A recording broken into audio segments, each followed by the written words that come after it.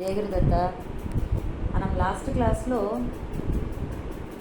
2వ అధ్యాయంలో 27వ శ్లోకం వరకు చెప్పుకున్నామండి.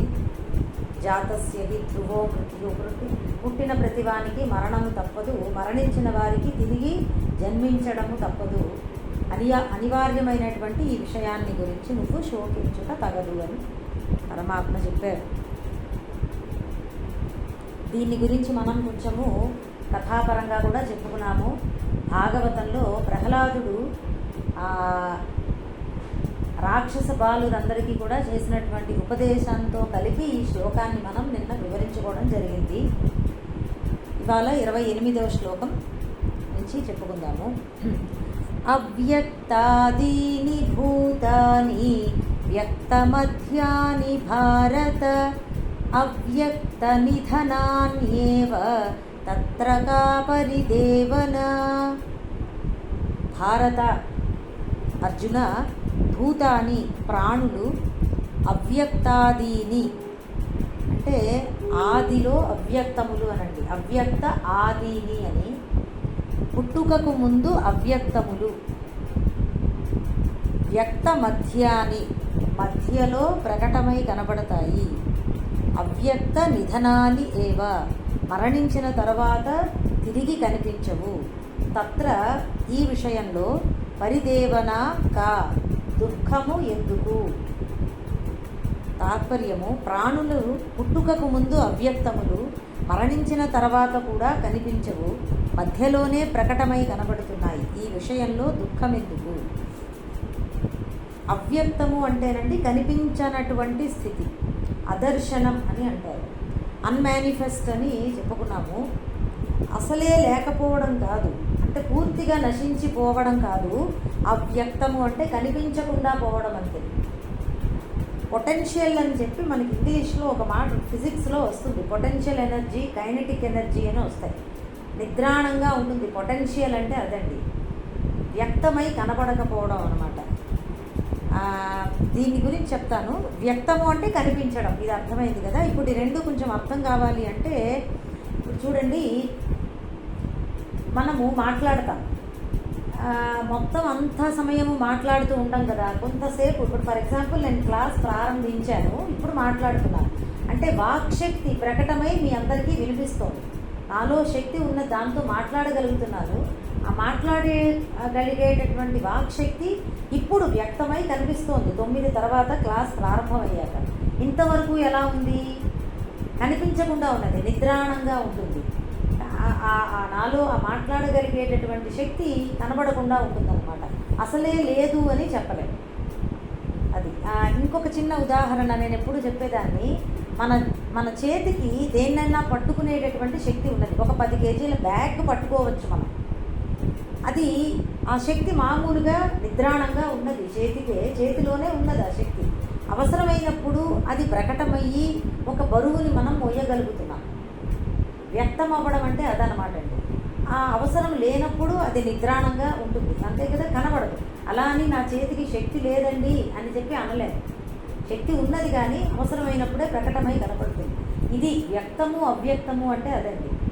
లేదు అని చెప్పడానికి లేదు, కానీ అన్ని సందర్భాలలోనూ అది కనిపించదు. అది ఇక్కడ ప్రాణుల యొక్క పుట్టుక గురించి చెప్తున్నారు. పుట్టుక అలాగే మరణము గురించి చెప్తున్నారు. సేమ్ అదే విధంగా ప్రాణులన్నీ కూడా పుట్టుకకు ముందు అవి అసలే లేకుండా పోలేదు, అవ్యక్తంగా ఉన్నాయి. అలాగే పుట్టిన తర్వాత కొంతకాలము మధ్యలో కనబడుతూ ఉన్నాయి ప్రాణులన్నీ కూడా. మళ్ళీ మరణించిన తర్వాత మళ్ళీ అవ్యక్తంలోకే వెళ్ళిపోతాయి, ఆ కనిపించనటువంటి స్థితిలోకి వెళ్ళిపోతాయి అన్నమాట. ఇక్కడ ఏం చెప్తారంటే, ఇది మీరు సైంటిఫిక్గాను చెప్పుకోవచ్చండి, శాస్త్రీయంగాను చెప్పుకోవచ్చు. శాస్త్రపరంగా ఏమంటారంటే, శక్తి, ప్రాణశక్తి అనేటటువంటిది అంతటా ఉన్నది. ఎలా అయితే ఆత్మ సర్వత్రా వ్యాపించి ఉన్నదో ప్రాణశక్తి కూడా అంతే. వాయువు అనమాట అండి. వాయువే మనకి ప్రాణశక్తి. ఆ ప్రాణశక్తి అది ఒక్కొక్క చోట ఒక శరీరంలో దానికి ఆ శక్తికి ఏముంటుందంటే ఒక శరీరాన్ని తయారు చేసుకునేటటువంటి శక్తి ఉంటుంది. ఇప్పుడు ఫర్ ఎగ్జాంపుల్ మీరు చూడండి, ఒక చిన్న విత్తనాన్ని మనం నాటేమనుకోండి భూమిలో, ఆ విత్తనము ఆ భూమిలో మట్టిలోంచి అలాగే రశ్మి, నీరు, వాటన్నిటిని పోగు చేసుకుని దానితో అది మొలకెత్తేటటువంటి శక్తి అందులో ఉన్నది. ఆ చిన్ని విత్తనంలో ఆ శక్తి నిద్రాణమై ఉన్నది. అది సరైనటువంటి స్థలంలో మనం కనుక నాటి దాన్ని కొంచెం రక్షిస్తే అది వెంటనే మొలకెత్తుతుంది. ఆ తర్వాత ఆ చెట్టు మొక్క అయ్యాక కూడా వేరుకి మళ్ళీ భూమి చుట్టూరా ఉన్నటువంటి ఆ రసాయనాలు, మినరల్స్ అవన్నీ తీసుకుని గ్రహించి అది ఆహారంగా మార్చుకుని అది వృద్ధి చెందడానికి కావలసిన శక్తి ఉంటుంది కదా. ఇది ఒక చెట్టుకే కాదండి, అన్ని ప్రాణులకి అంతటా ఉన్నది ఇది. అసలు ప్రాణి అనే కాదు, ఎందుకంటే భూమిలో ఉన్నటువంటి మినరల్స్, రసాయనాలు అంటాం మనం. ఆ మినరల్స్ మనం నిర్జీవము అని అనుకుంటాం, కానీ అవే ఒక ప్రాణిలోకి వెళ్ళాయనుకోండి, జీవం ఉన్న ప్రాణిలోకి, అవి శక్తిలా మారతాయి. ఇంకొక ఉదాహరణ చెప్తాను. ఐరన్ డెఫిషియన్సీ అని మనం వింటూ ఉంటాం. ఈ ఐరన్ మామూలుగా ఏముందండి, అది ఏమీ లేదు దాంట్లో. It is just a metal అని అంటాం. ఐరన్కి అది జీవించి ఉన్నటువంటి పదార్థం కాదు అని మనం అనుకుంటాం, నిర్జీవము అని అంటాం. కానీ ఆ ఐరన్ టానిక్ రూపంలో మనం తీసుకున్నాం అనుకోండి, మనలో అది శక్తిగా మారి మనకి ఆ శక్తిని పెంచుతుంది కదా. ఈ మధ్యకాలంలో ఐరన్ అని, ఇట్లా విటమిన్ డి అని, ఇవన్నీ ఏమిటండి, ఇవన్నీ రసాయనాలు. కానీ వాటిలో ఏదో శక్తి ఉన్నది, అది గ్రహించి మనము వృద్ధి అవ్వడానికి కావలసిన ప్రాణశక్తి మనలో ఉన్నది, ఈ ప్రాణులలో. సో ఈ విధంగా చూస్తే ప్రకృతి అంతా కూడా శక్తిమయంగా ఉన్నదన్నమాట. కొన్ని జడ పదార్థాలు, కొన్ని నాన్ లివింగ్, కొన్ని లివింగ్ థింగ్స్ అని మనం అంటున్నాము, కానీ అన్నిటిలోనూ ఉన్న శక్తిని పోగు చేసుకుని దాన్ని తన యొక్క ప్రాణంగా మార్చుకునే శక్తి మనలో ఉన్నదన్నమాట. అన్ని లివింగ్ బీయింగ్స్లో అది ఉన్నదన్నమాట అండి, ప్రాణశక్తి అని అంటారు. ఇక్కడ ఎందుకు ఈ ప్రస్తావన అంటే, ఒక శరీరాన్ని తయారు చేసుకునే శక్తి ఉన్నది కాబట్టి ఒక ఇలాంటి స్థూల శరీరం ఒకటి తయారవుతుందన్నమాట తల్లి గర్భం నుంచి. తల్లి గర్భంలో ఉన్నటువంటి ఆ ఆహారం, తీసుకున్న ఆహారాన్నే, రక్తాన్నే, మాంసాన్నే శక్తిగా మార్చుకుని అది ఒక చిన్న శరీరాన్ని వృద్ధి చేసుకునే ఆ కెపాసిటీ ఉన్నదన్నమాట అండి. అది తర్వాత మళ్ళీ బయటికి వచ్చాక కూడా వృద్ధి పొందుతుంది ఒక శరీరం. మరణించాక ఏం జరుగుతుంది, మళ్ళీ ఈ శరీరంలోని అన్ని పదార్థాలు కూడా వాటి మూల స్థానాలకి వెళ్ళిపోతాయి. అంటే పృథ్వీతత్వం బూడిద మట్టిలో కలిసిపోతుంది అనమాట, గాలి ఆకాశంలో కలిసిపోతుంది గాలిలోకి, ఇట్లా నీరు పోతుంది. ఇట్లా ఆ శరీరం వేటితో తయారైందో అవన్నీ మళ్ళీ వాటి మూల పదార్థాల్లోకి వెళ్ళిపోతాయి. ఈ ప్రాణశక్తి మళ్ళీ అనంతమైనటువంటి ప్రాణశక్తిలో కలిసిపోతుంది. మళ్ళీ వేరొక చోట, అంటే అవ్యక్తం అంటే అదనమాట అండి, ఎక్కడి నుంచి వచ్చిందో అక్కడికి వెళ్ళిపోతుంది. ఇవన్నీ కూడా మళ్ళీ వేరొక చోటకి సూక్ష్మ శరీరాన్ని నడిపిస్తుంది. ఆ సూక్ష్మ శరీరమే ప్రాణశక్తి అంటే. ప్రాణము, మనస్సు, ఇంద్రియ శక్తులు అని చెప్పాను కదా. ఆ సూక్ష్మ శరీరం వేరొక చోటకి వెళ్ళినప్పుడు అక్కడ మళ్ళీ కర్మానుసారంగా ఎటువంటి శరీరాన్ని తయారు చేసుకోవాలో మళ్ళీ అది తయారు చేసుకుంటుంది. ప్రక్రియ జరుగుతున్నది ఇదన్నమాట అండి.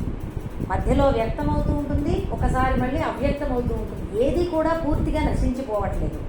ఇది మనం ఎలా అయితే ఫిజిక్స్లో చెప్పుకుంటామో matter can neither be created not destroyed అని, ఇక్కడ తత్వంలో కూడా అదేనమాట అండి. ఏది ఎక్కడా నశించట్లేదు, రూపాంతరం చెందుతుంది. అది ఇది దీని గురించి నువ్వు బాధపడడం ఎందుకు అని చెప్పి పరమాత్మ అన్నారు. అది మహాభారతంలో కూడా ఇదే భావం వస్తుంది. స్త్రీ పర్వంలో, అంటే యుద్ధం అంతా అయిపోయాక ఆ భార్యలందరూ, ఆ రాజుల యొక్క భార్యలందరూ వారి భర్తల శవాల మీద చూసి దుఃఖిస్తూ ఉంటే ఈ శ్లోకాన్ని చెప్తారనమాట. అక్కడ ఉన్నటువంటి ఋషులు వాళ్ళు, అదర్శనాదాపతిత పునశ్చాదర్శనం గతః నాసౌ తవ న తస్యత్వం వృథాకా పరిదేవన. అంటే ప్రతి ప్రాణి కూడా కనబడని స్థితి నుండి వచ్చి తిరిగి కనబడని స్థితికే వెళ్ళిపోతుంది. ఈ ప్రాణి నీది కాదు. తవ నా తస్యత్వం నా, అంటే ఆ ప్రాణి నీది కాదు, నువ్వు ఆ ప్రాణికి చెందినవాడివి కూడా కాదు. మరి ఎందుకు ఇంత వ్యర్థంగా ఆ ప్రాణుల గురించి ఏడవడము అని చెప్పి తత్వబోధ ఇలాగే చేస్తారండి. మనకు అనిపిస్తుంది, అయ్యో ఇంత అలా చెప్తున్నారే, మనకి చాలా దుఃఖం ఉంటుంది కదా.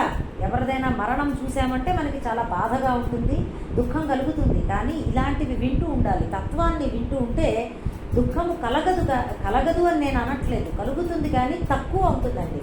తొందరగా కోలుకోగలుగుతాం. మళ్ళీ ఆ దుఃఖంలోంచి బయటపడి మనం జీవించి ఉండగా మనం చేయవలసిన పనులు మనం నిదానంగా చేయగలుగుతాం అన్నమాట. కంప్లీట్గా దుఃఖమే ఉండదు అని కాదు, ఆ దుఃఖం యొక్క తీవ్రత కొంచెం తగ్గుతుంది. ఆయన చెప్తున్నారు భాష్యంలో, ఇక్కడ ఒక మాట చెప్పారు, అదృష్ట దృష్ట ప్రణష్ట భ్రాంతిభూతేషు కోవా ప్రలాప. ఎందుకు బాధపడము? ఈ జనన మరణ చక్రము మన భ్రాంతి రూపంగా ఉన్నది, ఇదంతా భ్రాంతి అయ్యా, ఇటువంటి విషయంలో నీకు దుఃఖం ఎందుకు? స్వప్నంలో లాగా, ఇప్పుడు మనం స్వప్నంలో ఎక్కడికో వెళ్ళినట్లుగా మనకు ఒక శరీరం ఉంటుందండి. మీరు అసలు కళ గురించి ఆలోచన చేయండి. ఒక కళ వచ్చాక మొన్నాడు లేచి నాకు ఎలాంటి కళ వచ్చింది, ఏమిటిది, ఏం జరిగింది అని ఆలోచన చేయాలి.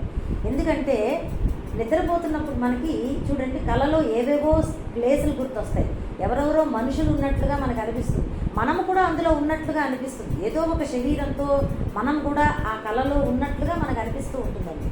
కానీ ఆ శరీరాలు వాస్తవము కాదు, ఆ కళలో ప్రపంచము, ఆ మనుషులు ఎవరు వాస్తవం కాదు. బయటికి తర్వాత లేచాక మనకి తెలుస్తుంది, ఓహో ఇదంతా కళ కదా అని చెప్పి. స్వప్నమయం అని అంటారు. ఇక్కడ తత్వం ఏం చెప్తుందంటే, ఉపనిషత్తు ఏం చెప్తుందంటే, మాండూక్య ఉపనిషత్తు అని ఉన్నది, చాలా అతి ముఖ్యమైనటువంటి ఉపనిషత్తుల్లో ఇది ఒకటండి. అందులో ఏం చెప్తారంటే, జాగ్రత్తలో మనం ఇప్పుడు ప్రపంచంలో ఉన్నాము కదా, జాగ్రత్త ప్రపంచం అంటారు. మేలుకొని ఉన్నప్పుడు మనకి కనబడుతున్నట్టు ఈ ప్రపంచం, ఈ మనుషులు వీళ్ళందరూ ఇప్పుడు దిస్ టైం అనమాట.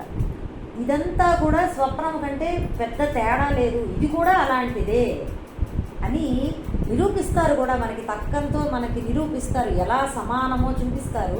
ఆ చర్చలోకి వెళ్ళొద్దు, కానీ ఇది కూడా స్వప్న తుల్యమే, ఈ జాగ్రత్తలో జరుగుతున్నది కూడా అనేది మన మనసులో అనుకుంటూ ఉండాలండి. ఇక్కడ ఒక కథ చెప్తాను. జనక మహారాజు గారు పూర్వము తెలుసు కదా, జనక మహారాజు గారు రామాయణంలో సీతమ్మాదేవి తండ్రి. ఆయన గొప్ప తత్వవేత్త అండి, ఆయన రాజర్షి అంటారు ఆయన. ఆయనకి ఒకనాడు ఆయన రాత్రి పడుకుంటే ఆయనకి కళ వచ్చిందనమాట. ఆ కళలో ఆయన జనక మహారాజుగానే ఆయనకి కళలో ఉన్నారు, ఒక రాజుగాను. చాలా చక్కగా రాజ్యాన్ని పరిపాలిస్తూ ఉండేవారు. అయితే అనుకోకుండా ఒకసారి శత్రు రాజ్యపు రాజులు వీరి మీద దాడి చేశారు, ఈ రాజ్యం మీద. ఎంతో వీరోచితంగా పోరాడారు ఈ జనక మహారాజు గారు, పోరాడి కానీ ఓడిపోయారు. ఓడిపోతే ఈయన్ని బంధించేసేసి ఆ శత్రురాజు దగ్గరకు తీసుకెళ్ళి పడేస్తే ఆ శత్రురాజు అన్నాడు, ఈయన మొత్తం ఆవరణాలు కానీ ఇది రాజ్యము అంతా ఎలాగో మనకే వచ్చేసింది, ఈయన్ని కట్టుబట్టలతో దేశ బహిష్కరణ చేసేయండి, చంపను అని చెప్పి, ప్రాణభిక్ష పెడుతున్నాను అని చెప్పి ఆ శత్రురాజు వదిలిపెట్టేశాడు. దేశం పొలిమరల దగ్గర తీసుకెళ్ళి ఈ రాజును వదిలిపెడితే ఆయన పాపం అలా తిరుగుతున్నాడు, చాలా కాలం తిరిగాడు, అడవి అంతా దాటుకుని ఇంకొక రాజ్యంలోకి వచ్చాడు. అప్పటికి ఈయన బట్టలన్నీ కూడా చిరిగిపోయి ఒక భిక్షగాడిలా అయిపోయారన్నమాట. ఈయన అయిపోతే అక్కడ పాపం విపరీతంగా నీరసము, ఆకలి వేస్తోంది, ఈయనకి ఏమి ఆహారం తీసుకోలేదు చాలా రోజుల నుంచి.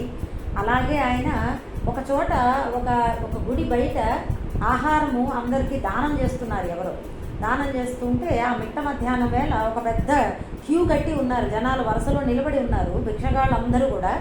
ఈయన కూడా వాళ్ళతో పాటు చేరి తీసుకుని ఆహారం కోసం వెళ్తున్నారన్నమాట.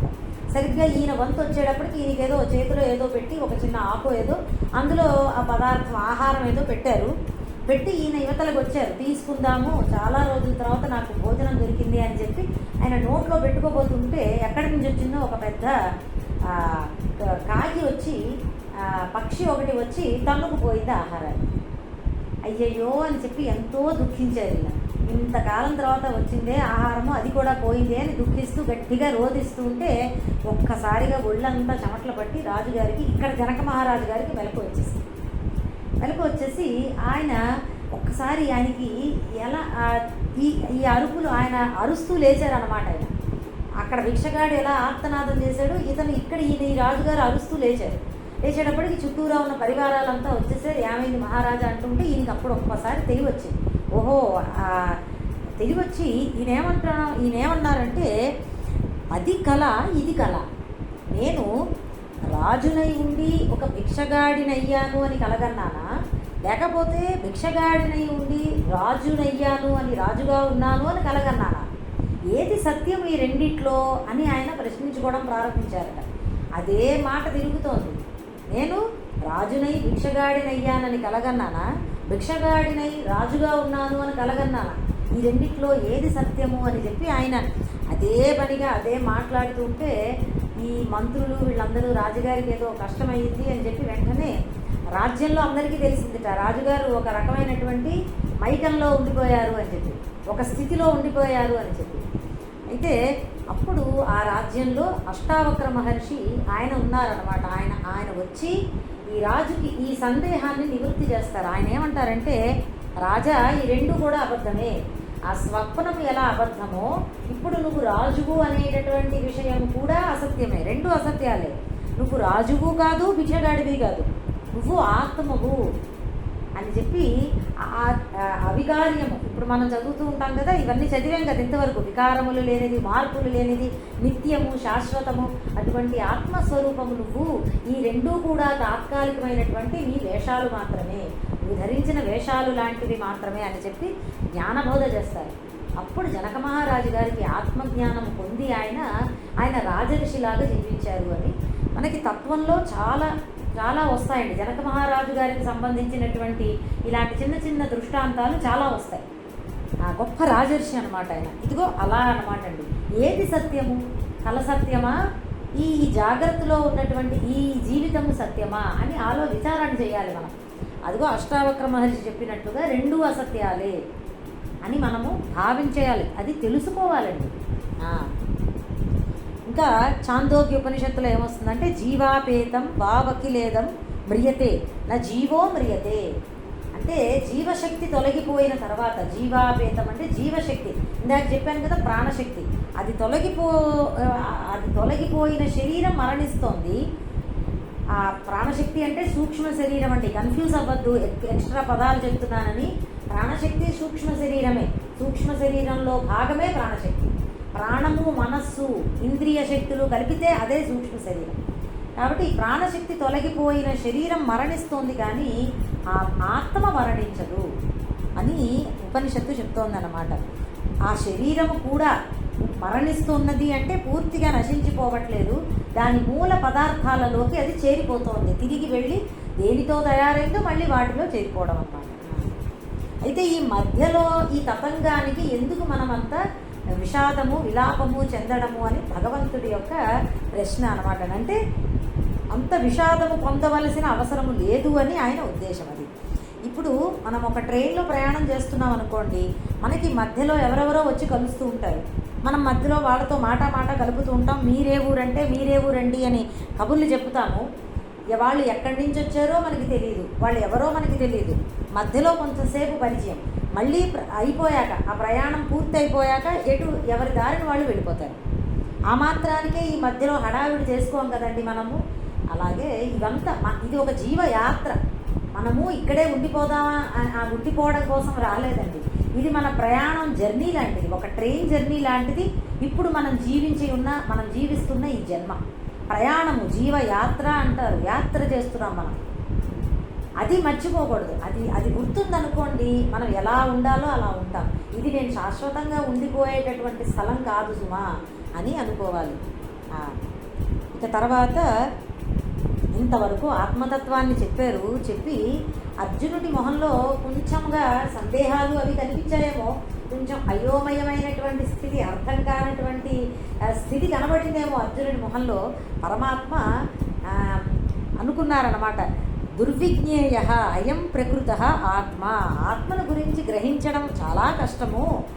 మొత్తం అజ్ఞానంలో ఉన్నటువంటి సకల మానవులకు ఇది ఉన్నది, ఈ ఈ అజ్ఞానం అందరికీ ఉన్నది. ఆత్మతత్వాన్ని తెలుసుకోలేకపోవడం. నిన్నొక్కడినే నేను కష్టపెట్టట్లేదు, నువ్వు బాధపడకు, నీకొక్కడికే తెలియలేదు అని బాధపడుతున్నావేమో, అట్లా బాధపడకు అని చెప్పి తర్వాత శ్లోకాన్ని చెప్తున్నారట. నిజమే కదండి, ఆత్మను గురించి తెలుసుకోవడము చాలా కష్టం. అంటే సూక్ష్మం, ఆ విషయాన్ని గ్రహించడం, పట్టుకోవడం కష్టం అవుతుంది. అది ఎందుకో ఎలాగో మనం తర్వాత శ్లోకంలో చెప్పుకుందాం. 29వ శ్లోకము. ఆశ్చర్యవత్ పశ్యతి కశ్చిదేనం ఆశ్చర్యవద్ వదతి తథైవ చాన్యః ఆశ్చర్యవచ్చైనమన్యః శృణోతి శ్రుత్వాప్యేనం వేద న చైవ కశ్చిత్. ఇక్కడ కొంచెం పద విభజనలు ఉన్నాయి. ఆశ్చర్యవత్ పశ్యతి కశ్చిత్ ఏనం. ఏనం అంటే ఈ ఆత్మ. ఆశ్చర్యవత్ వదతి తథా ఏవచ అన్యః. ఆశ్చర్యవత్ చ ఏనం అన్యత్ శృణోతి. శ్రుత్వా అపి ఏనం వేద నచ ఏవ కశ్చిత్. కశ్చిత్ అంటే ఒకడు ఏనం ఈ ఆత్మను ఆశ్చర్యవత్ పశ్యతి, ఆశ్చర్యకరమైన దానిలాగా. పశ్యతి అంటే తెలుసుకుంటున్నాడు, చూస్తున్నాడు అని. చూడడం అంటే తెలుసుకోవడం అండి. తథా ఏవ అలాగే అన్యః ఇంకొకడు ఆశ్చర్యవత్ వదతి, ఆశ్చర్యకర వస్తువులాగా వదతి చెబుతున్నాడు. మరియు అన్యః ఇంకొకడు ఏనం ఈ ఆత్మను ఆశ్చర్యవత్ ఆశ్చర్యకరమైన వస్తువులాగా శృణోతి వింటున్నాడు. మరియు మరియు కశ్చిత్ మరొకడు ఈ ఆత్మను శృత్వా అపి విని కూడా నా ఏవ వేద తెలుసుకోలేకపోతున్నాడు. అది చూడండి ఎంత చక్కగా ఉందో. ఒకడు ఈ ఆత్మను ఆశ్చర్యం గొలిపే వస్తువా అన్నట్లు తెలుసుకుంటున్నాడు, మరొకడు ఈ ఆత్మను ఆశ్చర్యం గొలిపే వస్తువా అన్నట్లుగా వర్ణిస్తున్నాడు, మాట్లాడుతున్నాడు ఆత్మ గురించి. ఇంకొకడు ఈ ఆత్మను గురించి ఆశ్చర్యకరమైన దానిలాగా వింటున్నాడు. ఒకానొకడు ఈ ఆత్మని గురించి విన్నీ కూడా ఎంత మాత్రమూ తెలియకుండా ఉన్నాడు. అది అంటే అర్థం కావట్లేదు అని దాని తాత్పర్యం అన్నమాట అండి. ఆశ్చర్యవత్ అన్న మాటకి భాష్యంలో చక్కటి వివరణ చెప్పారు. ఏమన్నారంటే ఆశ్చర్యం అదృష్టపూర్వం అద్భుతం అకస్మాత్ దృశ్యమానం తేన తుల్యం. మనం అంతవరకు ఎప్పుడు చూడలేదు. అదృష్టపూర్వం అంటే అది ఇంతకు ముందర ఎప్పుడు చూడలేదు, అద్భుతమైనటువంటిది. అకస్మాత్తుగా మనకి కనబడింది అనుకోండి, మనకి కలిగేటటువంటి అనుభూతి ఎలా ఉంటుంది? దానితో సమానం. ఆశ్చర్యం అంటే అదే కదండి, వండర్ అన్నట్టు అంటాం కదా, అదే అన్నమాట. సో మనకి ఇంతవరకు తెలియదు ఆత్మతత్వం గురించి, ఇప్పుడే తెలుసుకుంటున్నాము. అది చాలా కొత్తగా ఉన్నది మనకి. కాబట్టి ఆశ్చర్యవత్ అన్న దాంతో పోల్చారనమాట. ఈ ఆత్మని గురించి ఏ విషయమైనా ఆశ్చర్యకరంగా ఉన్నది అని, తెలియని దానిని అప్పుడే కొత్తగా తెలుసుకోవడం. అది ఇప్పుడు ఆశ్చర్యకరమైన దానిలాగా తెలుసుకోవడం. ఎందుకు ఆశ్చర్యము ఆత్మ గురించి తెలుసుకోవడం అంటే, ఆత్మ తెలుసుకోబడే విషయము కాదండి, అప్రమేయము అన్న చెప్పినప్పుడు నేను చెప్పాను మీకు, it is not an object to our knowledge. అంటే నాకంటే అన్యంగా లేదు. ఆత్మ అనేటటువంటిది నా స్వరూపమే అయి ఉన్నది. నాకంటే అన్యంగా ఏదైనా ఒక విషయము కానీ వస్తువు కానీ ఉంటే దాని గురించి నేను ఎలాగో అలాగా కష్టపడి తెలుసుకుంటాను. ఎవరి దగ్గర వినడమో పుస్తకాలు చదవడమో ఏదో చేసి తెలుసుకుంటాను. కానీ నా గురించే నాకు తెలియట్లేదని చెప్తున్నారే, అంది ఆశ్చర్యకరంగా ఉన్నది. నా గురించే నాకు తెలియకపోవడం అంటే నన్ను గురించి నేను ఏమనుకుంటున్నాను? నేనొక శరీరము, నేను ఫలానా రోజు పుట్టాను, ఫలానా సమయంలో ఎప్పుడో మరణిస్తాను, ఈ మధ్యలో జీవిస్తున్నాను, సుఖదుఖాలు అనుభవిస్తున్నాను, ఇది నేను అంటే అని అనుకుంటాం. మన అడ్రస్ అంటే అది. కానీ అది కాదని చెప్తున్నారు. నువ్వు ఏదో సర్వవ్యాపకమైనటువంటి ఆత్మ అంటారు. ఆత్మ అంటే ఏమిటబ్బా అని మనకి సందేహాలు. చూసారా, అదే మరి ఆశ్చర్యకరం. ఆత్మ గురించి తెలుసుకోవడం అంటే అదనమాట. ఆశ్చర్యకరంగా ఉంటుంది మనకే. ఇంకొకటి ఏమంటారంటే అనన్య ప్రోక్తే గతిరత్ర నాస్తి. అంటే ఎవరో ఒకళ్ళ దగ్గర నుంచి శ్రవణం చేయవలసిందే తప్ప ఆత్మతత్వం తెలుసుకోవాలి అంటే మనంతట మనం ఏదో పుస్తకాలు చదివి అర్థం చేసుకునేది కాదండి. గురువు వద్ద శ్రవణం చేసి తీరాలి. అందుకే ఎప్పుడు కూడా వినాలి అని నేను ఎక్కువ చెప్తాను. చాలామంది పుస్తకాలు ఏం చదవమంటారండి అని అడుగుతారు, కానీ ముందర వినాలండి. విన్నాకనే మీరు ఏదన్నా పుస్తకం రిఫర్ చేస్తే మీకు అర్థమవుతుంది. కానీ మనంతట మనం పుస్తకం చదివి దాని ద్వారా తత్వాన్ని తెలుసుకుందామంటే అది చాలా లభ్యం కాదు అని శాస్త్రం చెప్పింది, నా మాట కాదు, శాస్త్రమే చెప్తోంది. కాబట్టి ఆత్మను గురించి తెలుసుకోవడం చాలా కష్టము. ఎందుకో చెప్పాను కదా ఇప్పుడే. ఇంకొకటి ఏమిటంటే ఇంకొక మాట అన్నారు, ఇది కొంచెం కష్టంగా ఉంటుంది మీకు అర్థం కావడానికి, కానీ వినండి. చిన్న కిటుకు ఉన్నదన్నమాట ఇక్కడ. ఏమన్నారంటే ఆత్మ గురించి చెప్తూ ఒక ఉపనిషత్తులో అన్యదేవత విదిత తథో అవిదితాదధి. అంటే ఆత్మ తెలిసినది కాదు, తెలియనిది కాదు, రెండు మాటలు చెప్పారు. అంటే ఇది అది నోను కాదు, అన్నోను కాదు అని అన్నమాట. ఇదేమిటండి అంటే చూడండి, ప్రపంచంలో ఏదైనా మనకి తెలిసిందనైనా చెప్తాం, లేకపోతే నాకు తెలియదండి అని అయినా చెప్తాము. రెండే మాటలు ఉన్నాయి దేని గురించి అయినా. బ్లాక్ హోల్ తీసుకోండి, నాకు తెలియదండి అంటాం. లేకపోతే ఏదో ఫిజిక్స్ అంటాం, నాకు ఏదో కొంత తెలుసండి అంటాం. ఈ రెండే, ఏదర్ తెలుసు లేదా తెలియదు. ప్రపంచంలో ఏదైనా మనకి ఇంతేనండి. మనం దాని గురించి చెప్పాలి అంటే ఈ రెండే. ఈ రెండు కాదు అంటున్నారే, తెలిసినది కాదు తెలియనిది కాదు అంటున్నారు. ఇంకేమై ఉండాలి? మీరు ఆలోచన చేయండి. ఒక పొడుపు కథ లాంటిది ఇది. తెలిసినది కాదు తెలియనిది కాదు అంటే ఏమిటో ఆలోచన చేయండి. It is not known nor is it known, then what is it? ప్రశ్న వేసుకుని మీరు సమాధానం చెప్తే సమాధానం నేనే చెప్పేస్తానులేండి. దాని గురించి విచారణ చేయండి. తెలిసినది కాదు తెలియనిది కాదు అంటే ఇక మిగిలినది ఒకటే ఒకటి ఉన్నదండి. ప్రపంచంలో అన్నీ ఆ రెండిట్లోకి చేరిపోతాయి, ఏదైనా తెలిసింది లేకపోతే తెలియంది. ఇక మిగిలినది ఏంటి? ఒక్క నిమిషం, కనెక్షన్ ప్రాబ్లం వచ్చింది, ఒక్క నిమిషం.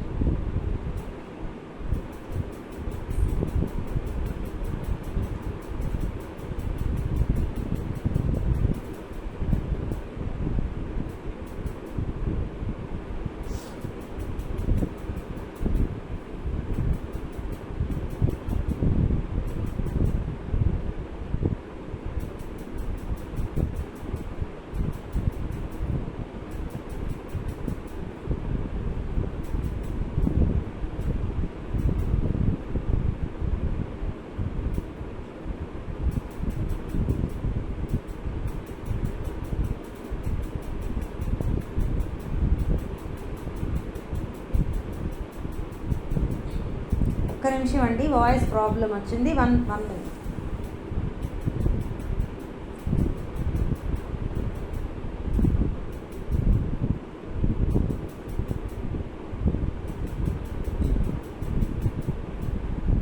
జయ గురుదత్త, వాయిస్ ప్రాబ్లం వచ్చిందండి, కనెక్షన్ ఇష్యూ వచ్చింది. ఇప్పుడు వినబడుతోంది కదా? ఏం చెప్తున్నాను? తెలిసినది కాదు తెలియనిది కాదు, ఈ రెండు కానటువంటిది ఇంకొక్కటే ఉన్నదండి మొత్తం మన అనుభవంలో. ఏది అంటే తెలుసుకునేది నేనున్నాను, తెలుసుకునే నేనున్నాను. నాకు ఏదైనా తెలుసు ఏదైనా తెలియదు అన్నదానికంటే భిన్నంగా నేను ఒకదాన్ని ఉన్నాను కదా, అది ఆత్మ అంటే అది. అందుకు తెలిసినది కాదు తెలియనిది కాదు అన్నారు. తెలుసుకునేటటువంటిది ద నోవర్, అది ఐ నో అని ఐ డోంట్ నో అని అనే వాటిలో చేరదు, ద నోవర్ అన్న వాటిలో చేరుతోందన్నమాట. అది విషయము కాదు అంటే అర్థం ఇదండి. దీని గురించి కొంచెం ఆలోచన చేయండి. చాలా ఇది కనుక మన మనసుకి పడితే చాలా చిన్నది విషయము, పట్టలేదంటే చాలా కాంప్లికేటెడ్గా అనిపిస్తుంది. కానీ ఎప్పటికప్పుడు ఇలాంటి మాటలు ఒకటో రెండో మీకు చెప్తున్నాను నేను, ఎందుకంటే తెలుస్తుందేమో అని చెప్పి. తర్వాత ఆశ్చర్యవద్ వదతి, మాటలకు అందనిది కనుక ఆశ్చర్యకరము అని అన్నారు. మాటలతో ఏదైనా ఒక వస్తువుని వర్ణించాలంటేనండి దానికి ఏవో లక్షణాలు ఉండాలండి. వినపడుతుంది అని అనుకుంటున్నాను. సరే, ఆ ప్రాపర్టీస్ అంటారు. ఏదైనా ఒక వస్తువు గురించి మనం చెప్పాలనుకోండి, ఒక పెన్ను ఉందనుకోండి, పెన్ను గురించి చెప్పాలనుకోండి, దానికి ఏవో ప్రాపర్టీస్ ఉంటాయి. పలానా కలర్లో ఉన్నది పెన్ను అని ఏదో ఉంటుంది, బ్లూ పెన్ను బ్లాక్ పెన్ను ఏదో అట్లా. వాటిని ధర్మాలు అంటారు, గుణాలు అంటారు, లేదంటే ప్రాపర్టీస్ అన్నమాట. ఇది అని చూపగలగాలి. ఇదిగో దిస్ ఈజ్ ఇట్, దానికి ఒక రూపం ఉండాలి, ఏదో ఒక గుణం ఉండాలండి అది అని చూపడానికి. ఆత్మకు ఎటువంటి లక్షణాలు లేవు. సర్వవ్యాపకంగా అతి సూక్ష్మంగా ఉన్నటువంటి ఆ ఆత్మని ఫలానా అని చూపడం సాధ్యం కాదు. అందుకు ఆత్మ గురించి వర్ణించడము వివరించడం చాలా కష్టము అని చెప్పారు. ఆశ్చర్యవద్ వదతి అంటే అదనమాట. మాట్లాడడము చాలా కష్టము, దుర్లభం, దుర్విజ్ఞేయం, అది చాలా కష్టం. అది ఆత్మ గురించి చెప్పడం అది అలాగే చెప్తున్నాడు ఒకానొకడు అది. తర్వాత శృణోతి, ఆశ్చర్యవత్ శృణోతి, ఎవడో ఒకడు మీలాంటి వాళ్ళు నాలాంటి వాళ్ళు అనమాట ఆత్మను గురించి ఆశ్చర్యకరంగా వింటున్నారట. ఏం చెప్పారంటే శ్రవణాయాపి బహుభిర్యోన లభ్య శృణ్వంతోపి బహవో యన్న విద్య. ఇది కఠోపనిషత్తులో వచ్చింది. దీని రెండవ భాగం ఇంతకు ముందర చెప్పాను. ఆశ్చర్యో వక్త కుశలోస్య లబ్ధ ఆశ్చర్యో జ్ఞాత కుశలానుశిష్ట అని చెప్పి. చాలామందికి ఆత్మని గురించి వినడమే సాధ్యము కాదు. ఆ విన్న వాళ్ళల్లో చాలామందికి అర్థం కాదు. అర్థం చేసుకున్న వాళ్ళల్లో కూడా దానిని ఇతరులకి బోధ చేయడము ఇంకా కష్టమంట. అద్భుతమైనటువంటి విషయం అది.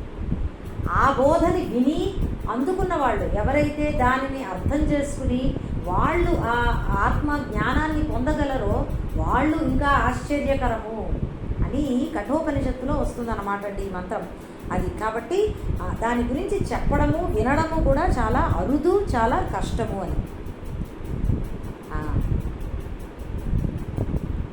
ఇది ఎందుకు ఈ విషయం చెప్తున్నారు అంటే చాలా శ్రద్ధతో ఆత్మని గురించి తెలుసుకునే ప్రయత్నం చెయ్యాలి అని అక్కడ మనకి సూచన అండి. అంతకంటే అసలు తెలుసుకోవడమే కష్టం, ఇంకెందుకండి మనం ఈ క్లాసులు అటెండ్ అవ్వడం అని కాదండి. శ్రద్ధగా ప్రయత్నపూర్వకంగా తెలుసుకునే యత్నం చెయ్యాలి. ఏం చెప్పారంటే ఏష సర్వేషు భూతేషు గూఢోత్మా న ప్రకాశతే దృశ్యతే తు అగ్రయా బుద్ధ్యా సూక్ష్మయా సూక్ష్మదర్శిభి. ఈ ఆత్మ అందరిలోనూ అత్యంత రహస్యంగా ఉన్నదంట. రహస్యం అంటే ఏమిటో తెలుసా అంటే మీకు చాలా కొద్ది మందికి మాత్రమే తెలుసు, ఇంకెవరికి తెలియనటువంటిది. దాన్ని సీక్రెట్ అంటాం మనం. అవునా? సీక్రెట్ అంటే ఏంటండి? అందరికీ పబ్లిక్ నాలెడ్జ్ కాదు, కొంతమందికి మాత్రమే దాని విషయం ఏమిటో తెలుసు. అటువంటి దాన్ని మనం సీక్రెట్ అంటాం. సేమ్ ఇది కూడా అదేనండి. ఆత్మ గురించి చాలా కొద్ది మందికి మాత్రమే తెలుసు, ఇంకా చాలా మందికి తెలియదు కాబట్టి ఇది రహస్యం అన్నారు. అది గూఢంగా ఉందట అందరిలోనూ, అంటే తెలియబడకుండా ఉన్నది. గురూపదేశం చేత సంస్కృతమయ్యి ఏకాగ్రమైనటువంటి చక్కటి ప్రశస్తమైనటువంటి బుద్ధి ద్వారా మాత్రమే దానిని దర్శించగలరు. అంటే చక్కటి గురూపదేశం అవ్వాలి, సంస్కృతం అవ్వాలి, మన మనస్సు ప్యూరిఫై అవ్వాలి. సంస్కృతం అంటే శుద్ధం అవ్వడం. అంటే ఇందులో ఉన్నటువంటి కోపతాపాలు, రాగద్వేషాలు ఇవి అండి మాలిన్యాలు. మనస్సులో మనకు వచ్చేటటువంటి ఆలోచనలు అన్నమాట.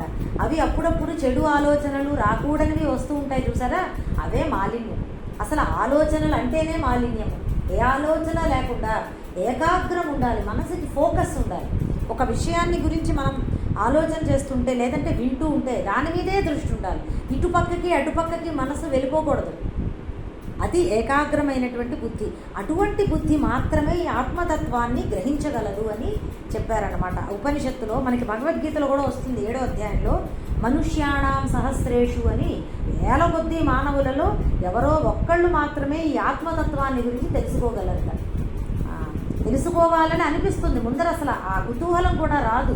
అమ్మో ఇవన్నీ మనకి ఎందుకులే, మనం ఏ పురాణమో ఏ కథలో వినేద్దాం చాలనుకుంటామండి. మనం ఆత్మతత్వం గురించి వినాలి అంటే చాలా చాలా కష్టపడతారు చాలామంది.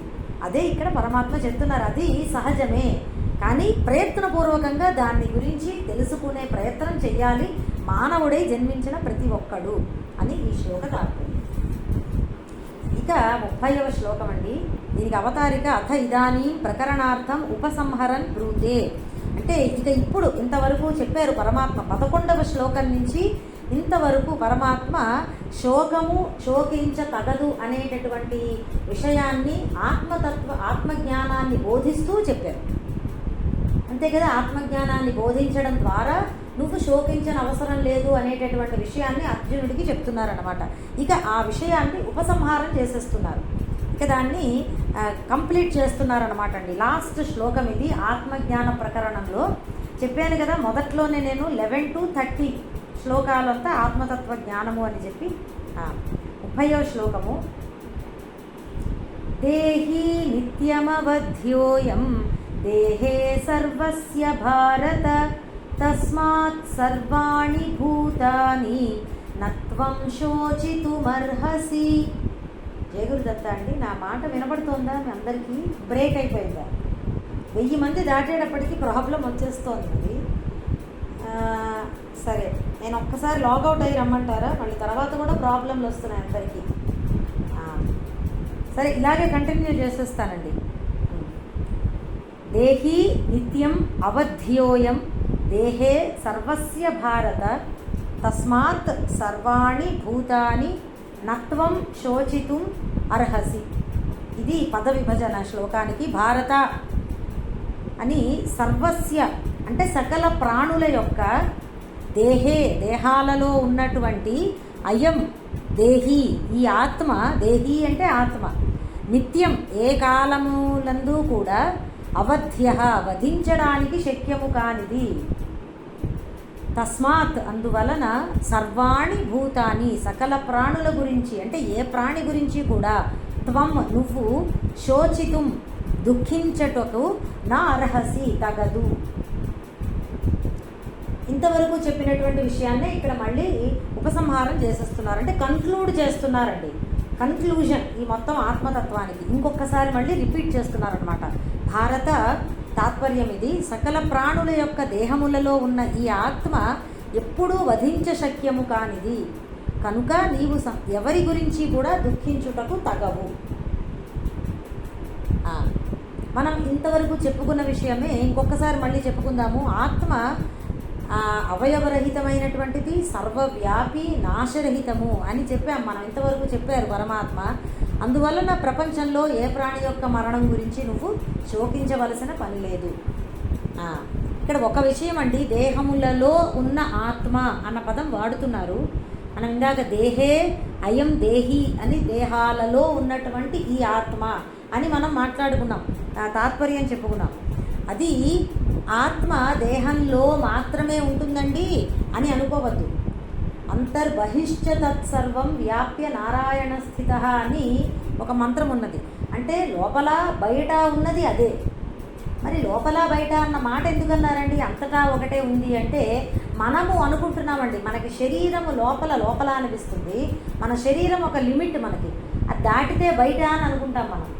కాబట్టి మన భావనకి అనుగుణంగా చెప్తున్నారు లోపల బయట అని. కానీ నిజానికి లోపల బయట అన్న తేడా లేకుండా అంతటా ఉన్నది ఆత్మ.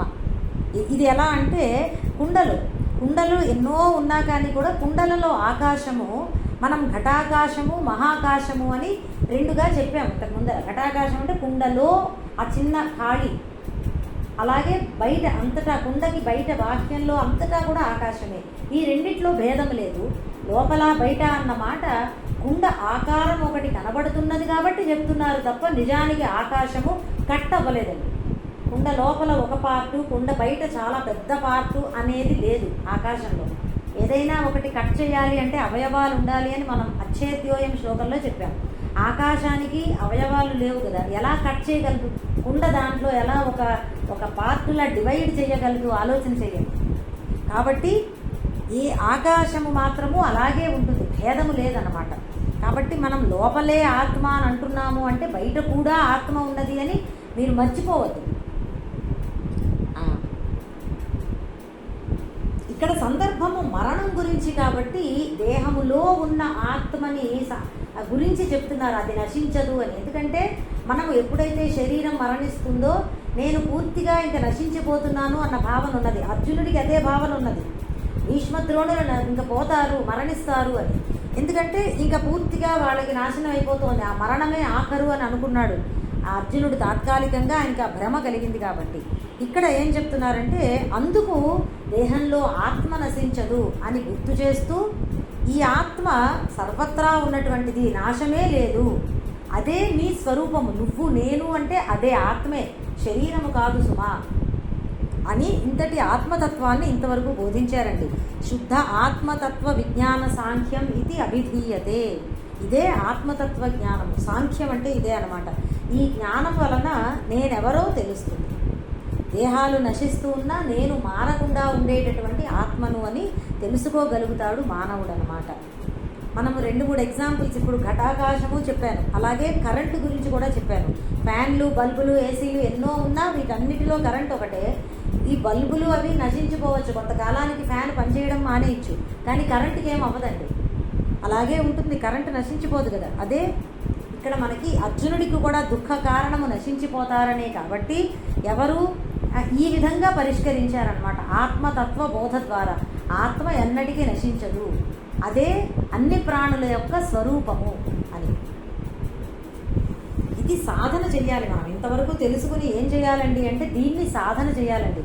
ఎలా సాధన చేయాలి అనేది జస్ట్ మీకు 2-3 మాటలు చెప్పి మనం నెక్స్ట్ శ్లోకానికి వెళ్ళిపోదాము. జ్ఞానపరంగా చెప్పాలి అంటే సాధన మనస్సులో ఆలోచనలు ఏమొస్తున్నా, అలాగే శరీరంతో మనం ఏ పనులు చేస్తున్నా వాటన్నిటినీ కూడా సాక్షి భావనతో దర్శించడం అలవాటు చేసుకోవాలి. అంటే శరీరమే ఈ క్రియలన్నీ చేస్తోంది, నేను ఆత్మగా ఏ పని నేను నా వలన జరగట్లేదు అని మనం మననం చేసుకోవాలి. ముందర అశరీరం శరీరేషు, ఈ మాట పట్టుకోండి. ఈ రెండు, అశరీరం శరీరేషు, శరీరంలో అశరీరంగా నేను ఉన్నాను, ఆత్మ నేను అశరీరమైన, నేను అశరీరము, నేను ఈ శరీరంలో ఉన్నాను, ఇట్లా భావన చేస్తూ ఉండండి. అంటే శరీరానికి నాకు భేదం ముందర కొంచెం నేను శరీరము కాదు అనేది ముందర మనం ఫిక్స్ చేసుకోవాలన్నమాట. నిశ్చయంగా మన బుద్ధికి తెలియాలి. అప్పుడు మనం శరీరంతో మనసుతో చేసేటటువంటి కర్మలన్నీ కూడా నావి కాదు అనేటటువంటి సాక్షి భావన అలవర్చుకోవాలి. ఇది అలాగే మూడవది, రెండు చెప్పాను ఇంతవరకు. ఒకటి అశరీరం శరీరేషు, రెండు సాక్షి భావన. మూడవది బాహ్యంలో ఏ వస్తువులు చూస్తున్నా, ఎవరిని చూస్తున్నా, ఏ ప్రాణిని చూస్తున్నా, ఇవన్నీ కూడా మూర్తీభవించినటువంటి సద్రూపాలే కదా. నాసతో విద్యతే భావ దగ్గర చెప్పాను కదా, అలా అన్ని కాలాలలోనూ గుర్తు చేసుకుంటూ ఉండాలండి ఈ మూడింటిని. ఇది జ్ఞానపరమైనటువంటి సాధన. సాక్షి ఒకటి అశరీరం శరీరేషు, శరీరంలో నేను అశరీరంగా ఉన్నటువంటి ఆత్మను అని ఒకటి. రెండవది సాక్షి భావన, అన్ని పనులు శరీరంతో సూక్ష్మ శరీరాలతో జరుగుతున్నటువంటి అన్ని పనులు కూడా సాక్షిగా, విట్నెస్, అబ్జర్వర్గా ఉండడం అలవాటు చేసుకోవాలి. ఇప్పుడు ఇద్దరు వ్యక్తులు మాట్లాడుకుంటున్నారు అనుకోండి, మూడో వ్యక్తికి నిలబడి చూస్తున్నాడు, అతను సాక్షి అంటే అబ్జర్వర్. అలా మనము శరీరంలోంచి యువతలకి రావాలి, భావన చేసుకోవాలి. నా శరీరం ఏదో పని చేస్తోంది, ఇంకొకరితో మాట్లాడుతోంది, నేను ఇద్దరిని చూస్తున్నాను. ఇలా మనం ప్రాక్టీస్ చేయాలండి. చాలా గమ్మత్తుగా ఉంటుంది, చాలా సులభం కూడా, అంత కష్టం కాదు.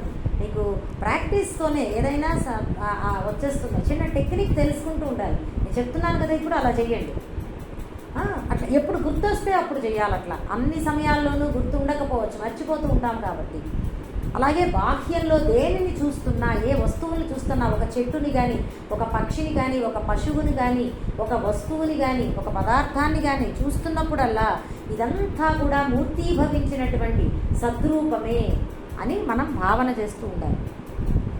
తర్వాత భక్తిపరమైనటువంటి సాధన అంత జ్ఞానపరంగా మాకు రావడం కష్టమండి. ఇంకా సులభంగా ఏదన్నా మార్గం ఉన్నదా అంటే, ఇంతవరకు తెలుసుకున్నది సాధన చేసుకోవడానికి అది కూడా ఉన్నదండి. మనం ఏది చేస్తున్నా, ఏది వింటున్నా, ఏ పని చేస్తున్నా, ఏ స్థితిలో ఉన్నా మనం ఇదంతా కూడా భగవంతుడి స్వరూపమే కదా అని భావిస్తూ ఉండాలండి. రెండిట్లోనూ కొంచెం భావం ఒకటే. జ్ఞానపరంగా అయితే ఆత్మ, భక్తిపరంగా అయితే భగవంతుడు అని. నీ ఇష్టదైవమో ఎవరో అంతటా ఆయనే ఉన్నాడు అని అనుకుంటూ ఉండాలి. కేవలం ఒక గుళ్ళో, ఒక విగ్రహంలోనో, ఒక దేవుడి గదిలోనే కాకుండా సర్వత్రా ఉన్నాడు భగవంతుడు అనేది మీరు సాధన అభ్యాసం చేస్తూ ఉండాలి, మనసులో అనుకుంటూ ఉండాలండి. హిరణ్యకశిపుడి వధ ప్రహ్లాదుడి చరిత్రలో వస్తుంది. పానీయంబులు త్రాగుచున్, కూర్చుచున్, భాషించుచున్, హాసలీలా నిద్రాజులు చేయుచున్, తిరుగుచున్, లక్షించుచున్, సంతత శ్రీనారాయణ పాదపద్మయుగలీ చింతామృత స్వాద సంధానుడై మరచన్ సురారిసుతడే తద్విశ్వమున్ భూవర. చక్కటి శ్లోకం వస్తుందండి. మరిచిపోయాడట ఆయన. సంతతము శ్రీనారాయణ పాదపద్మయుగళీ చింతామృతాస్వాద సంధానుడై, నిరంతరము ఆ శ్రీనారాయణ పాదపద్మములని మనసులో ధ్యానం చేస్తూ చేస్తూ మరిచిపోయాడట. ఎవరు? సురారిసుతుడే, రాక్షసతనయుడు. ఆయన ఎటువంటి జాతిలో పుట్టాడు? రాక్షస జాతిలో పుట్టినటువంటి ఆ ప్రహ్లాదుడు నారాయణ స్మరణలో మర్చిపోయాడట. దేనిని మర్చిపోయాడు అంటే విశ్వాన్ని మర్చిపోయాడు. ప్రపంచం ఆయనకి కనబడట్లేదు. ఎప్పుడు మర్చిపోయాడండి? ధ్యానం చేస్తూ మర్చిపోయాడా అంటే ధ్యానంలో కాదు, ఏదైనా త్రాగుతూ, పానీయంబులు త్రాగుచు, ఏదైనా త్రాగుతున్నప్పుడు, ఏదైనా తింటున్నప్పుడు, ఏదైనా మాట్లాడుతున్నప్పుడు, హాసలీలా నిద్రాదులు నవ్వుతూ మనం స్నేహితులతో మాట్లాడుతున్నప్పుడు, నిద్రపోతున్నప్పుడు, తిరుగుతున్నప్పుడు, ఏ పని చేస్తున్నా ఆ నారాయణ స్మరణతో జగత్తునే మర్చిపోయాడంట ప్రహ్లాదుడు. ఎంత గొప్ప శ్లోకం అండి ఇది. అసలు దీన్ని మనం రాసి పెట్టుకుని దీన్ని మనసులో నిరంతరము స్మరణ చేస్తూ ఉండాలి. ఈ శ్లోకాన్ని పఠించినా చాలు కదా, ఎంత చక్కగా ఉన్నదో చూడండి.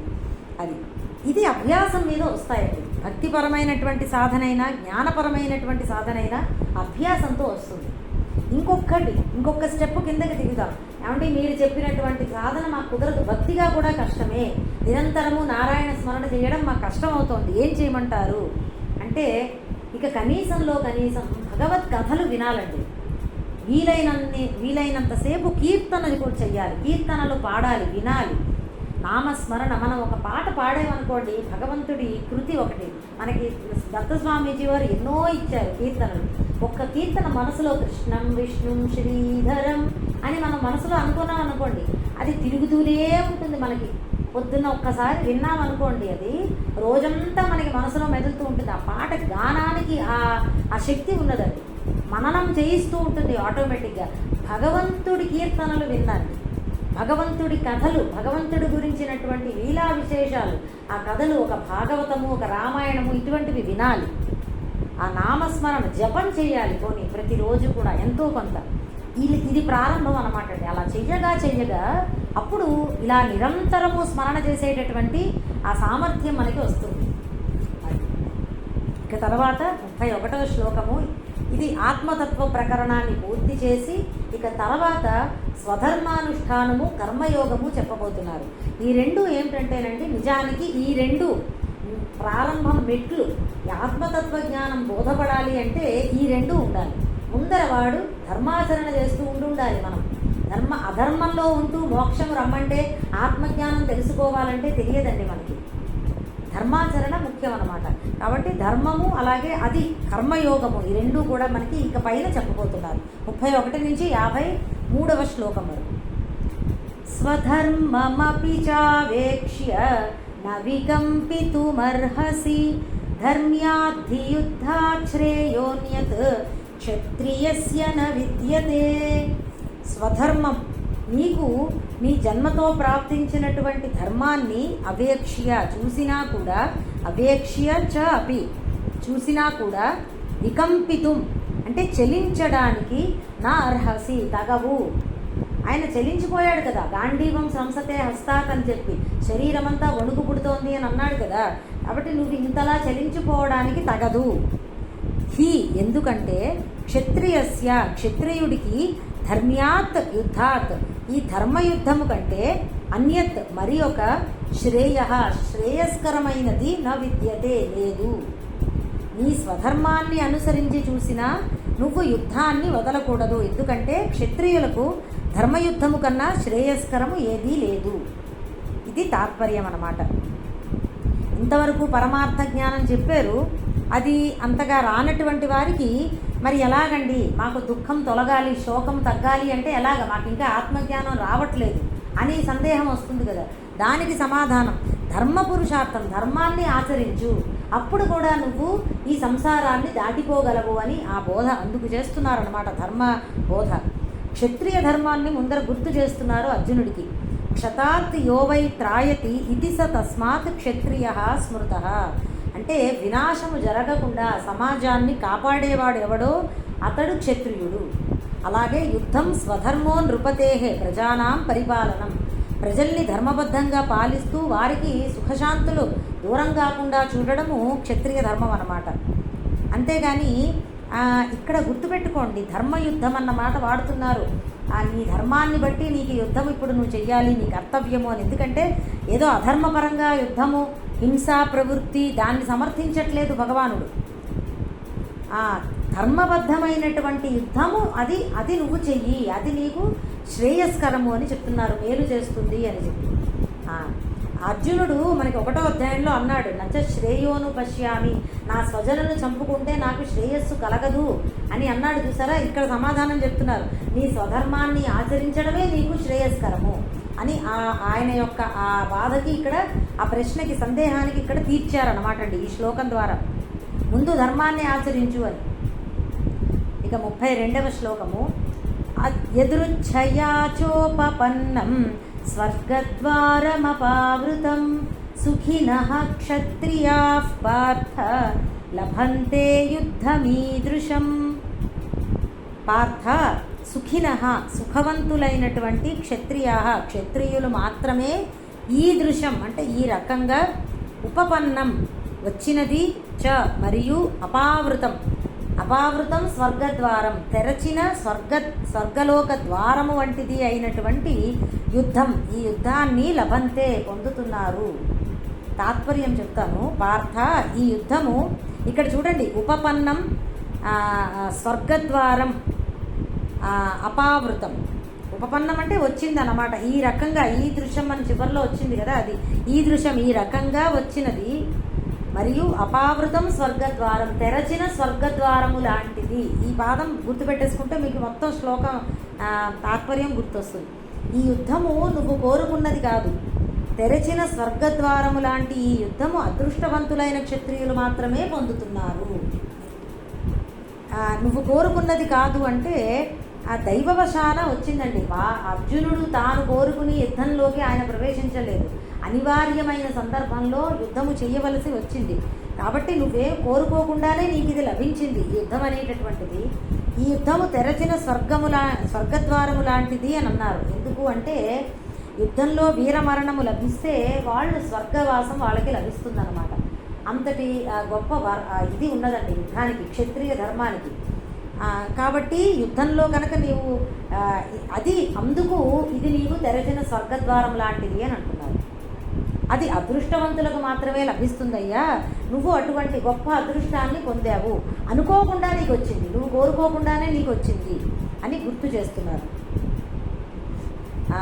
ఇక్కడ పృథ పార్థ అని అర్జునుడిని సంబోధిస్తున్నారు. ఎందుకు అంటే పృథ అంటే కుంతీదేవి, ఆ పృథాపుత్రుడు కాబట్టి పార్థుడు. ఆవిడ యుద్ధం ప్రారంభం ముందర కృష్ణ పరమాత్మ రాయబారానికి హస్తినాపురం వెళ్ళినప్పుడు అప్పుడు కుంతీదేవి హస్తినాపురంలోనే ఉన్నదండి. ఈ పాండవులు 13 సంవత్సరాలు వనవాసము అజ్ఞాతవాసము చేసిన సమయం అంతా కూడా కుంతీదేవి వారితో అడవులకి వెళ్ళలేదు, ఆవిడ హస్తినాపురంలో ఉండిపోయారు. అప్పుడు ఆ కృష్ణుడు రాయబారానికి వెళ్ళినప్పుడు శ్రీకృష్ణుడు అత్త అవుతుంది కదా కుంతీదేవి, ఆవిడ్ని కలిశాడనమాట. కలిసినప్పుడు నీ పిల్లలకి ఏదైనా సందేశము చెప్పు అత్త అని అంటే ఆవిడ ఒక మాట అంటుంది, ఏతద్ ధనంజయో వాచ్యో నిత్యోద్యుక్తో వృకోదరః యదర్థం క్షత్రియాసుతే తస్య కాలోయమాగతః. ఒక క్షత్రియ మాత దేని కొరకు కుమారుని కంటుందో ఆ సమయము ఆసన్నమైంది అని చెప్పి అర్జునుడికి భీముడికి నా మాటగా చెప్పు అని కుంతీదేవి చెప్తుంది. ఆవిడ క్షత్రియ మాత కదండి, కాబట్టి వీరుల యొక్క వీరమాత ఆవిడ యుద్ధం ముందర పుత్రులకి సందేశాన్ని అలా పంపిస్తుంది, నా మాటగా భీమార్జునులకి చెప్పు అని. మీరెందుకు క్షత్రియులుగా జన్మించారో అది సార్థకం చేసుకునేటటువంటి సమయం వచ్చింది అని, అంటే చక్కగా యుద్ధం చెయ్యండి అని దాని ఉద్దేశం అన్నమాట. అది గుర్తు చేస్తున్నాడు పార్థ అన్న మాటలో కృష్ణ పరమాత్మ. నీ తల్లి ఇచ్చిన సందేశాన్ని నీకు చెప్పాను కదా, అది మర్చిపోయావా అని చెప్పి ఆ తల్లినైనా గుర్తు చేస్తూ నువ్వు క్షత్రియ ధర్మాన్ని ఇప్పుడు పాటించవలసిన సమయం ఇది అని గుర్తు చేశారు. ఇక 33వ శ్లోకము, అథ చేత్వమిమం ధర్మ్యం సంగ్రామం న కరిష్యసి తతః స్వధర్మం కీర్తించ హిత్వా పాపమవాప్స్యసి. అథ అలా కాక త్వం నువ్వు ఇమం ధర్మ్యం ఈ ధర్మసమ్మతమైనటువంటి సంగ్రామం యుద్ధమును నా కరిష్యసి చేత్ ఒకవేళ చెయ్యకపోతే తతః దాని వలన స్వధర్మం నీ స్వధర్మాన్ని మరియు కీర్తిని కూడా హిత్వా పోగొట్టుకుని పాపం అవాప్స్యసి పాపమును పొందుతావు. తాత్పర్యం ఏంటంటే ధర్మబద్ధమైన ఈ యుద్ధాన్ని కనుక నువ్వు చెయ్యకపోతే ఇంత చెప్పినా కానీ కూడా నీ తల్లి మాట గుర్తు చేశారు, స్వధర్మమైనటువంటి క్షత్రియ ధర్మాన్ని గుర్తు చేశారు, అంతకుముందు ఆత్మతత్వాన్ని మొత్తం బోధించారు. ఇప్పటికీ కూడా నువ్వు యుద్ధాన్ని చెయ్యను అని అంటే కనుక నువ్వు స్వధర్మం నుంచి తప్పించుకున్నందువలన నీకు పాపాన్ని పొందుతావు. అంతేకాదు కీర్తిని కూడా పోగొట్టుకుంటావు. ఇంతవరకు అర్జునుడికి ఎంతో కీర్తి, పాశుపతాస్త్రాన్ని సంపాదించాడు, దేవలోకానికి వెళ్ళాడు, ఇంద్రుడి సింహాసనాన్ని అధిరోహించాడు, అర్ధ సింహాసనాన్ని, అంతటి కీర్తి పేరు ప్రఖ్యాతలు కూడా నీవన్నీ కూడా నశించిపోతాయి నువ్వు కనుక యుద్ధం చేయకపోతే అని ఇంకొకసారి మళ్ళీ దానికి కారణాలు మళ్ళీ తర్వాత శ్లోకాల్లో చెప్తారండి. ఎందుకు పాపం పొందుతావు, ఎందుకు అపకీర్తిని పొందుతావు అని చెప్పి తర్వాత శ్లోకంలో మళ్ళీ చెప్తారు. ఇది ఇంతవరకు ఈ వారం మనకి సిలబస్ అండి 33. ఇప్పుడు మీరు చూస్తే 31 నుంచి కాంటెక్స్ట్ సందర్భం మారింది. స్వధర్మము ఇవన్నీ వీటన్నిటి గురించి చెప్పడం ప్రారంభం చేశారు. ఇక ఆత్మతత్వాన్ని గురించినటువంటి బోధ 2వ అధ్యాయంలో ఇంతవరకే అనమాట అండి. మళ్ళీ తర్వాత అధ్యాయంలో అక్కడక్కడ వస్తూ ఉంటుంది. ఇదంతా కూడా మళ్ళీ మీరు ఒక్కసారి నేను టైం ఉంటే ఇవాళ అసలు రివిజన్ చేద్దాం అనుకున్నాను, అన్ని శ్లోక తాత్పర్యాలు ఒక్కసారి చదివేసి పోన్లేండి చదువుదాం, టైం ఉన్నది, ఒక్కసారి చదువుతాను. 14వ శ్లోకం నుంచి ఒక్కసారి తాత్పర్యాలు మాత్రమే చదివేస్తాను. మాత్రా స్పర్శాస్తు కౌంతేయ. అర్జున, ఇంద్రియాలకు విషయాలతో సంపర్కం కలిగినప్పుడు శీతోష్ణ సుఖ దుఃఖాలు కలుగుతున్నాయి. అవి వస్తూ పోతూ ఉంటాయి. ఆగమాపాయిన అనిత్య, అనిత్యములు కనుక వాటిని సహించు. సహనం ఓర్పుతో సహించు. ఇక తర్వాత ఎంహిన వ్యథయంత్యేతే పురుషం పురుషర్షభ. ఓ పురుష శ్రేష్ఠ, వివేకం గలవాడు ఈ సుఖదుఖాలను సమంగా చూడడం అభ్యాసం చేస్తాడు. అటువంటి పురుషుని ఈ విషయ ఇంద్రియ సంయోగాలు చలింపజేయలేవు. అతడే మోక్షానికి అర్హుడు. తర్వాత 16వ శ్లోకం. నాసతో విద్యతే భావ. అసత్తుకు ఉనికి లేదు, అనిత్యమైన దానికి ఉనికి లేదు, నిత్యమైన దానికి లేకపోవడము లేదు. ఈ రెండిటి యొక్క యథార్థ స్వరూపము తత్వవేత్తలు మాత్రమే తెలుసుకోగలరు. అంటే తత్వదృష్టి చేత మాత్రమే తెలుసుకోగలరు అని చెప్పి. ఇక 17వ శ్లోకము. అవినాశితు తద్విద్ధి. దేని చేత ఈ సర్వము వ్యాపించబడి ఉన్నదో అది అటువంటి అసత్పదార్థమైనటువంటి ఆత్మ నాశము లేనిది అని తెలుసుకో. నశించని అటువంటి ఆత్మను ఎవ్వరూ వినాశము చెయ్యలేరు. అంతవంత ఇమే దేహాహ. ఈ దేహములన్నీ కూడా అంతవంతములు అంటే నశించేవి. కానీ ఈ దేహములను ధరించినటువంటి ఆత్మకు మాత్రము నాశనము లేదు, మార్పు లేదు. ఈ ఆత్మ అప్రమేయము కనుక ఓ అర్జున యుద్ధము చేయి. అప్రమేయము అంటే ఏ ప్రమాణాలకు అందనిది అని ఆ ప్రమాణాలు అవంతా చెప్పుకున్నాం ఆ పదము గురించి. ఇక తర్వాత ఏనం వేత్తి హంతారం. ఆ శ్లోకం 19వ శ్లోకము. ఎవడు ఈ ఆత్మ ఇతరులను చంపుతుందని లేక చంపబడుతుందని భావించేవాడున్నాడో ఈ ఇద్దరూ కూడా అజ్ఞానులే. వాస్తవంలో ఆత్మ చంపుటలేదు, చంపబడుటలేదు. ఈ క్రియలకు ఆత్మ కర్త కాదు. 20వ శ్లోకము. నజాయతే మ్రియతే అండి.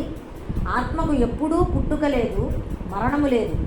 ఒకప్పుడు లేకుండా కొత్తగా వచ్చేది కాదు.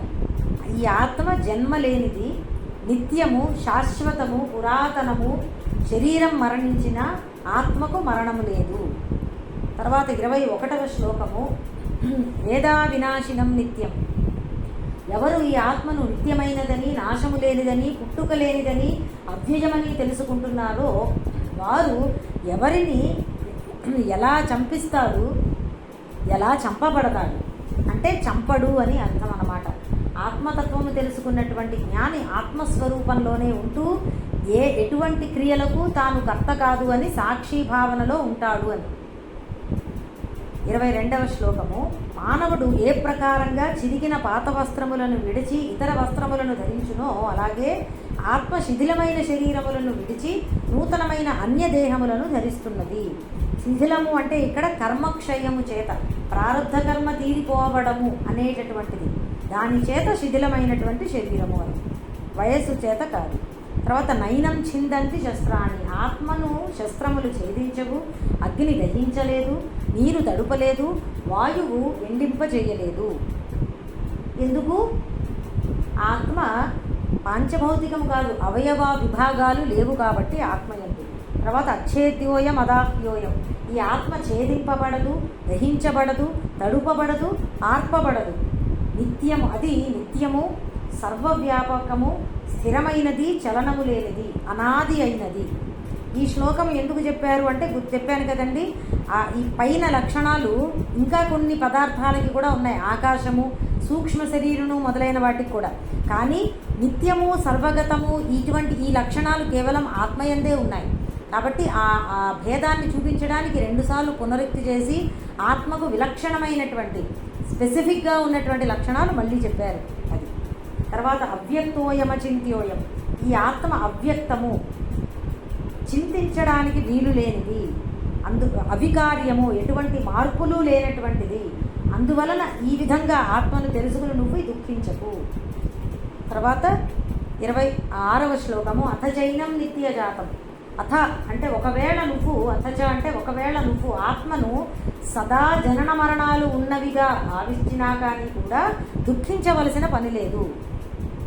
ఆత్మ నశించదు అని కాకుండా ఎప్పుడు పుడుతూ మరణిస్తూ ఉంటుంది అని అనుకున్నా కానీ కూడా నువ్వు దుఃఖించడానికి అవసరం లేదు అని ఆ పరంగా చెప్తున్నారు. లౌకిక లోకాయతికవాద పరంగా కూడా చెప్పారు. ఏమిటది?